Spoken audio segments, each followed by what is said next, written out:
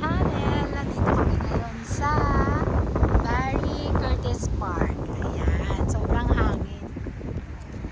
So nag-enjoy sila dun ngayon. Si Marcos, nagtitrain siya na mag-bike. Pero meron pa siyang training wheels. Tapos si Ayla naman, ina-assist lang siya.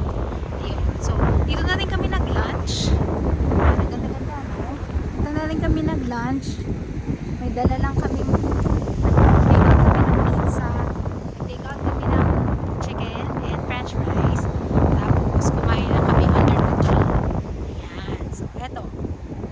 ngayon, kaya nag-enjoy kami dito, pero sobrang lamig, sobrang hangin. Ayan, sabi nila sobrang ano daw ngayon sa Pilipinas, sobrang init. Dito naman actually sobrang lamig.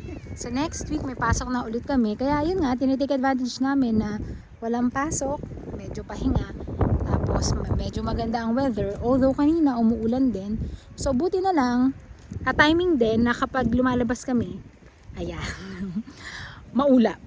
So wala namang ulan, pero basically kanina sobrang hangin. Ngayon medyo nag-subside ng konti yung hangin. Ayan. Say hello, Marcos. Hello. May ebidensya pa ng pagkain ng pizza kanina. Ayan. So nagtitrain kasi siya para matuto na siyang mag-bike. Ayan. O diba? Ang lawak-lawak nitong place.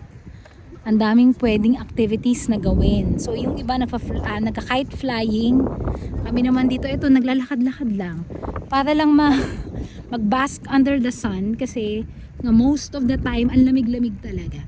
Like early in the morning may aso-aso pa sa na lumalabas from our mouth kapag nagsasalita kami when we are outside. Ayan. O diba? Ang hangin-hangin. Ang ganda ng cumulus clouds dito.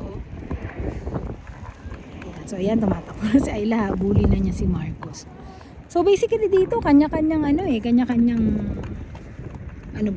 definition of fun, kung anong gusto mong gawin. Gusto mong magpa-araw lang, kung gusto mong mag-fly ng kite, kung gusto mo lang na mag-walking with your loved one, or kahit mag-isa ka lang, pwede. As long as yung kalat mo lilinisin mo. Kasi as you can see, yan ang linis-linis dito actually. Ayan. Na ikaw ang mahihiyang magtapon ng kalat kung may kalat ka. Kaya ikaw dapat linisin mo yung sarili mo kalat. So kanina nung kumain kami, nilinis namin ang aming sariling kalat. Ayan. Ayan. Alright.